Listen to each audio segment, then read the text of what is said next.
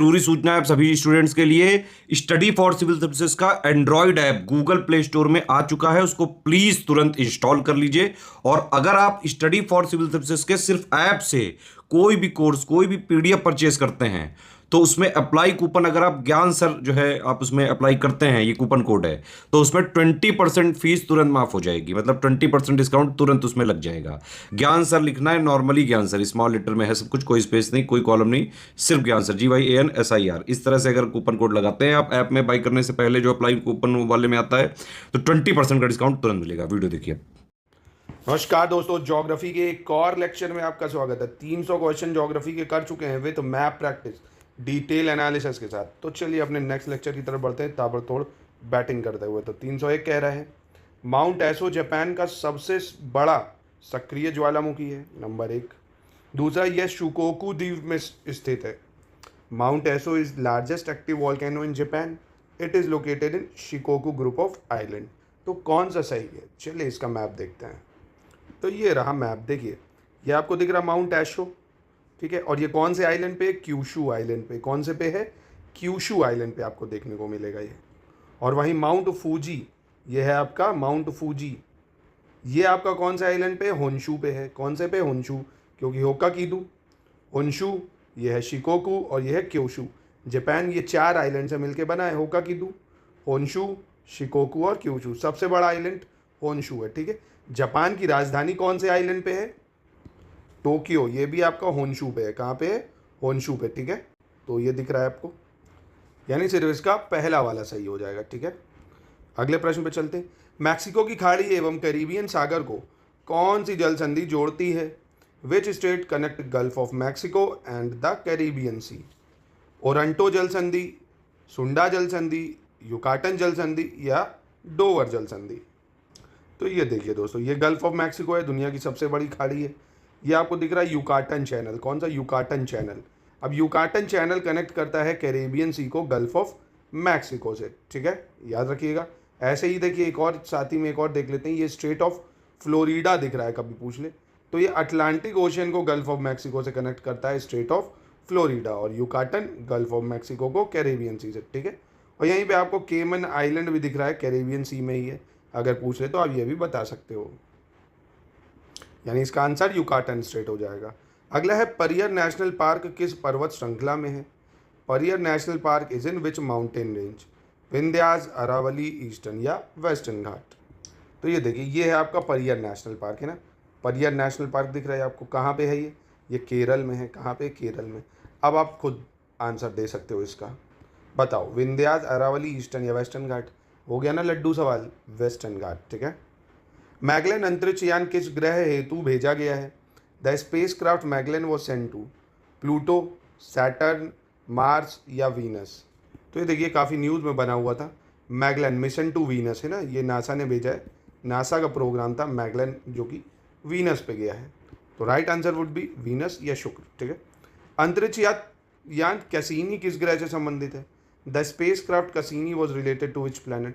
Uranus, Neptune, Saturn या Mars, मतलब Mars? ये आपको दिख रहा है स्पेस क्राफ्ट कैसीनी, ये भेजा गया, ये देखिए। और ये तो आपको ग्रह पता ही होगा, ये कौन सा ग्रह होता है जिसमें ऐसे रिंग्स बनी हुई हैं, तो ये कौन सा ग्रह है? सैटर्न है, बिल्कुल। तो कैसीनी सैटर्न के पास भेजा गया है, तो क्या हो जाएगा? सैटर्न। निम्नलिखित में से कौन सी एक झील तंजानिया और युगांडा के बीच अंतर्राष्ट्रीय सीमा बनाती है? Which one of the following lake form international boundary between Tanzania and Uganda? Chad, Malawi, Victoria या जाम्बेजी? सोचिए इसके बारे में। तो आप ये देख सकते हो इसमें लेक विक्टोरिया जो है, यहाँ पे आपको कौन कौन दिख रहा है? लेक विक्टोरिया, ये तंजानिया है, ठीक है, ये पूरा तंजानिया है, ये केनिया है और ये पूरा युगांडा है। तो तंजानिया और युगांडा के बीच में बॉर्डर बनाती, मतलब यहाँ से शेयर करती है इसे। तो lake Victoria Tanzania, Kenya, Uganda से बॉर्डर शेयर करती है, याद रखिएगा। तो आंसर क्या हो जाएगा इसका? लेक विक्टोरिया, ठीक है। चलिए आगे बढ़ते हैं, 307 नंबर पे आते हैं। किसे हिल स्टेशनों की राजकुमारी के रूप में जाना जाता है? Which place is known as princess of hill station? Kodaikanal, Dehradun, Ooty या दार्जिलिंग? ठीक है। तो दोस्तों हिल स्टेशनों की राजकुमारी कहते हैं कोडाई कनाल को। अब ये कौन से राज्य में पूछ लिया अगर आपसे, तो ये तमिलनाडु में। कहाँ पे? तमिलनाडु में है कोडाई कनाल। विरूपाक्ष मंदिर किस नदी के तट पर स्थित है? Virupaksha temple is situated on the bank of which river? Tungabhadra, Krishna, Godavari या हुगली?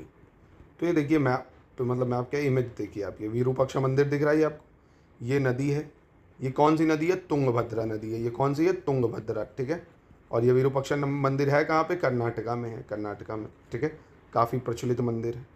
अगला प्रश्न देख, ये समझ गए ना, ए हो जाएगा। निम्नलिखित में से किस देश के तटीय रेखा विश्व में सबसे लंबी है? बहुत आसान प्रश्न है। Which of the following country has longest coastline in the world? Canada, Norway, Indonesia या श्रीलंका? तो ये बेहद आसान, आपको पता होगा, कनाडा की सबसे लंबी कोस्ट लाइन है, ठीक है। अगला, निम्न में से कौन सा द्वीप जापान का सबसे छोटा द्वीप है? Which of the following island is the smallest island in Japan? तो ये मैंने अभी लेक्चर के स्टार्टिंग में बताया है, होकाकिडू, होन्शु, शिकोकू, क्योशु में। तो प्लीज़ इसका जवाब दीजिए, मुझे पता है आप बता सकते हो। पहला क्वेश्चन शुरू ही इसी से करा था, मैप दिखा के। तो प्लीज़ थोड़ा सा पार्टिसिपेशन आप भी दिखाइए, तभी आपको चीज़ें समझ में आएंगी।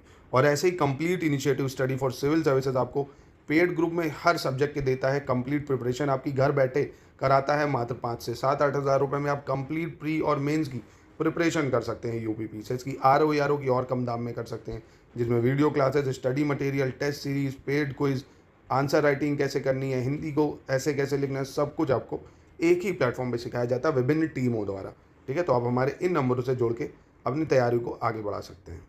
चलिए, तो ये वाला 310 का जवाब आप दीजिए, मैं वेट करूँगा कमेंट में आपका। अगला है सही कथन का चयन करना है। भारत का पहला परागणकर्ता पार्क नैनीताल, उत्तराखंड में स्थित है। और भारत की पहली सी प्लेन सुविधा की शुरुआत गुजरात में हुई, ठीक है। India's first pollinator park is located in Nainital, Uttarakhand. India's first seaplane service was launch in Gujarat. तो दोस्तों इसमें कौन सा सही है? दोनों ही बिल्कुल सही है दोस्तों। पहली जो सी प्लेन सुविधा है गुजरात से चालू हो रही है और परागणकर्ता पार्क नैनीताल में है, ठीक है। अगला देखते हैं। नीचे दिए गए जापान के द्वीपों का उत्तर से दक्षिण अनुक्रम लगाना है, ये भी आप बताएंगे। होकाकिडू, शिकोकू, होन्शु, क्योशु, कौन पहले आएगा? उत्तर से दक्षिण, समझे, यानी नॉर्थ टू साउथ इस आइलैंड को सेट करना है आपको। मैं मैप आपको दिखा चुका हूँ, प्लीज़ आप इसका जवाब दीजिए। अगला प्रश्न देखते हैं। निम्नलिखित में से कौन एक पत्तन नगर नहीं है? Which of the following is not a port city? Visakhapatnam, Bangalore, चीन या कोची? देखो विशाखापट्टनम, ये दिख रहा है आपको विशाखापट्टनम, चेन्नई हो गया आपका, ठीक है। कोची, ये सब पोर्ट हैं, है ना, ये पोर्ट हैं। कर्नाटका में यहाँ पे बेंगलुरु है, ठीक है, ये मंगलुरु है यहाँ पे कोस्ट में, बेंगलोर नहीं है। तो क्या हो जाएगा आंसर? कहाँ गया? बेंगलोर, ठीक है। मलेशिया में स्थानांतरित कृषि का स्थानीय नाम क्या है? What is the local name of shifting cultivation in Malaysia? झूम, कुमारी, पोड़ू या लदांग? क्या बोलते हैं दोस्तों मलेशिया में? तो शिफ्टिंग कल्टीवेशन मतलब अभी ये उगाया, आप दूसरी क्रॉप उगा दी, फिर दूसरी उगाई, ऐसे करके शिफ्ट करते रहते हैं, जो उसको लदांग कहते हैं ना, क्योंकि झूम वूम तो असम में कहते हैं, याद रखिएगा इसको। भारत के पश्चिमी तट मैदान के उत्तरी भाग को जिस नाम अन्य नाम से भी जाना जाता है वह क्या है? The northern part of the western coastal plain of India is also known as Coromandel, Malabar, Konkan या नन ऑफ दीज? देखो मैप ध्यान से, ये जो रीजन है इसको कच्छ बोलते हैं, इतने रीजन को गुजरात के काठियावाड़ बोलते हैं, ठीक है। और महाराष्ट्र से लेके ये कर्नाटक के कोस्ट को कोंकण कोस्ट बोलते हैं। कौन सा? महाराष्ट्र से लेके कर्नाटक तक, गोवा भी इसमें आ गया। और वहीं कर्नाटक से लेके ये तमिलनाडु की थोड़ी सी टिप तक ये मालाबार कोस्ट है। कौन सा है? मालाबार कोस्ट है। कोरमंडल कोस्ट आंध्र प्रदेश और तमिलनाडु कोरमंडल कोस्ट है। और वहीं उड़ीसा और आंध्र प्रदेश बनता है नदन सिरकर्स। क्या बनता है? नदन सिरकर्स। और द्राविड़, उत्कल, बंगा सुना है ना, तो उत्कल जो है उड़ीसा को कहते थे, तो उड़ीसा ये उत्कल हो गया। अब तो नहीं भूलोगे। तो कोंकण, मालाबार और आपका कोरमंडल, नदन सिरकर्स, ये सबसे ज़्यादा पूछता है। और केप कॉमरिन जो है, ये वाली जो टिप है, इसको केप कॉमरिन बोला जाता है, ठीक है। याद रखना भाई, कोंकण, मालाबार है आपका सिर्फ केरल कर्नाटक का थोड़ा पार्ट, कोंकण है महाराष्ट्र से कर्नाटका पूरा, कोरमंडल है आंध्र प्रदेश से तमिलनाडु, नदन सिरकट उड़ीसा से आधा आंध्र प्रदेश, ठीक है। तो इसका आंसर क्या हो जाएगा भैया? कोंकण कोस्ट। चलिए 316। निम्नलिखित में से किस मरुस्थल को चांद की घाटी या वैली ऑफ मून कहा जाता है? Which of the following desert is called valley of moon? Kalahari desert, Gobi desert, Atacama desert या मुजावे डेजर्ट? देखो पहले तो आंसर देख लो, फिर सबके मैप दिखा देता हूँ। वैली ऑफ मून कहते हैं अटाकामा डेजर्ट को। किसको कहते हैं? अटाकामा डेजर्ट को, ठीक है। अब एक एक करके मैप देखते हैं। तो ये है अटाकामा डेजर्ट, जो कहाँ पे? अर्जेंटीना में भी आता है थोड़ा सा, चिली में भी आता है, बोलीविया में भी आता है और पेरू में आता है, ठीक है। बेसिकली देश पूछेगा तो बताओगे साउथ अमेरिका, साउथ अमेरिका के भी कौन सी कंट्रियाँ हैं अगर पूछ ले तो अर्जेंटीना, चिली, बोलीविया, पेरू, ठीक है।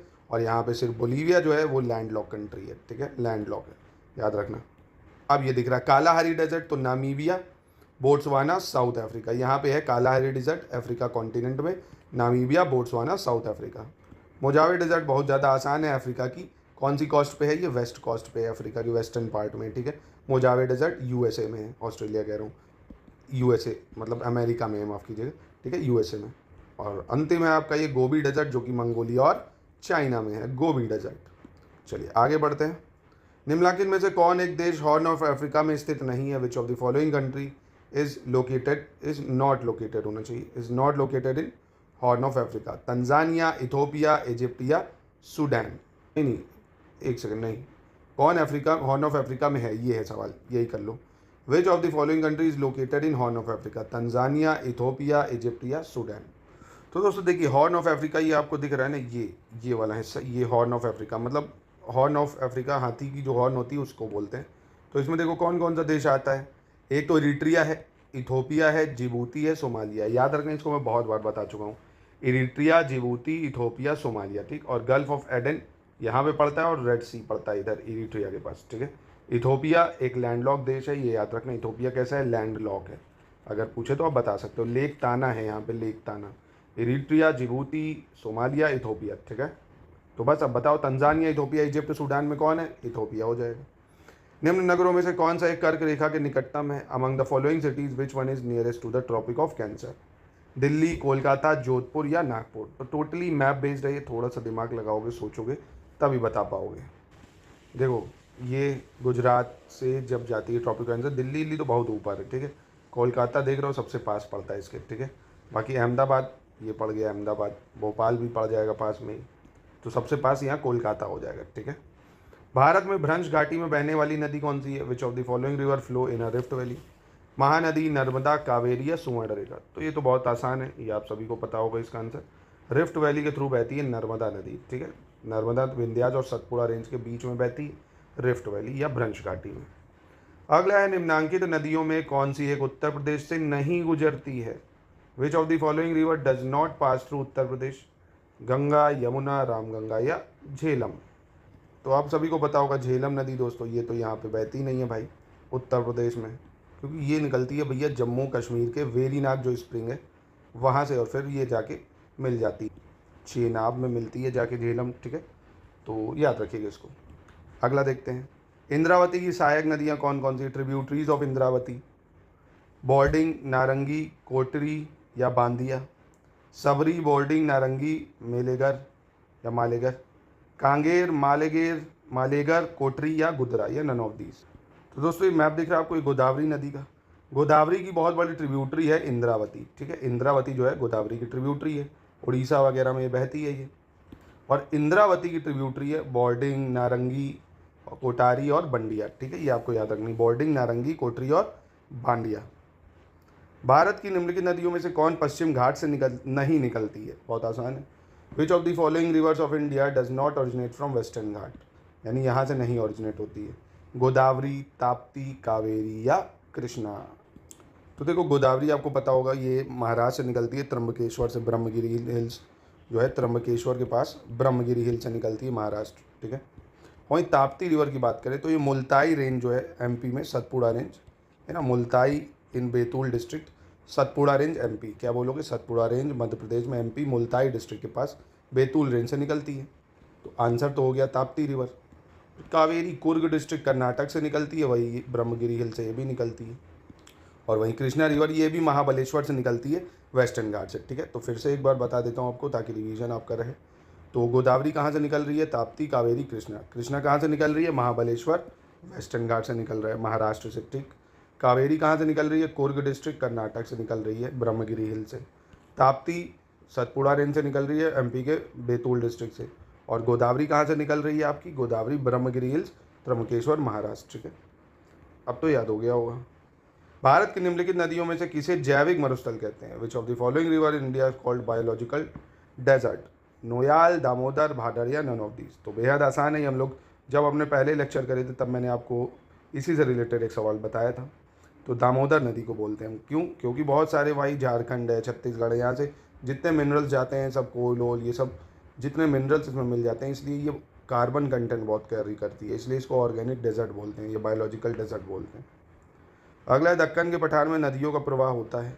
The flow of river in Deccan plateau is west to east, north to east, east to west या नॉर्थ टू वेस्ट, मतलब पश्चिम से पूरब, उत्तर से पूरब, पूरब से पश्चिम या उत्तर से पश्चिम। तो देखिए साउथ में जितनी ना दक्कन प्लेट्यू में सारी नदी आप देखोगे ना वेस्ट टू ईस्ट ही तो बह रही है ना, क्योंकि यहाँ पे नर्मदा तापी बस बहती हैं, वो तो ऊपर है, और साउथ में दक्कन ट्रैप में सब वेस्ट टू ईस्ट ही बहती है, यानी पश्चिम से पूरब। ठीक है, चलिए आज का अंतिम प्रश्न देखते हैं। कौन सा युग में सही सुमेलित है ये बताना है। ये शहर है और ये नदी है। अयोध्या सरयू नदी के तट पे है, सूरत ताप्ती नदी के तट पे है, बरेली गंगा नदी के तट पे है और कुरनूल तुंगभद्रा नदी के तट पे है। तो देखिए अयोध्या सरयू नदी के तट पे बिल्कुल सही है, सूरत ताप्ती नदी के तट पे बिल्कुल सही है, बरेली गंगा नदी के तट पे नहीं है, राम गंगा नदी के तट पे है। किस पे? राम गंगा नदी। कुरनूल तुंगभद्रा पे है, ये भी बिल्कुल ठीक हो जाएगा। और ताप्ती अभी मैंने आपको बताई थी, बैतूल डिस्ट्रिक्ट एमपी से निकलती है। गंगा पता ही है आपको, गंगा कहाँ से निकलती है? गौमुख से निकलती है, गंगोत्री ग्लेशियर से, उत्तराखंड। और वहीं तुंगभद्रा आपको पता है, तुंग और भद्रा दो स्ट्रीम से मिलकर जो बनती है, ये बहुत बड़ी ट्रिब्यूटरी है कृष्णा रिवर की। ठीक है, कृष्णा की ट्रिब्यूटरी है, कर्नाटका में मिलती है। और तुंगभद्रा की ट्रिब्यूटरी पता होगा, घाट प्रवाह, माल प्रवाह ये सब होती है। ठीक है, खैर वो अभी आगे देख लेंगे। तो ये था दोस्तों आज का शानदार लेक्चर। कैसा लगा कमेंट में बताइए। बहुत ही जल्द ये खत्म होने वाले हैं। अभी आपको 500 क्वेश्चन मैं कराऊंगा, अगर आप लोग कहेंगे तो 500 आर के तक मैं और आपको प्रैक्टिस करा दूंगा। ठीक है, तो ऐसे ही कंप्लीट इनिशिएटिव को फॉलो करने के लिए चैनल को सब्सक्राइब कर सकते हैं हम, और कंप्लीट प्रिपरेशन के लिए आप हमारे ग्रुप से जुड़ के हमारी एक्सपर्ट टीम की अच्छी गाइडेंस से आप अपनी सिलेक्शन की तैयारी कर सकते हैं।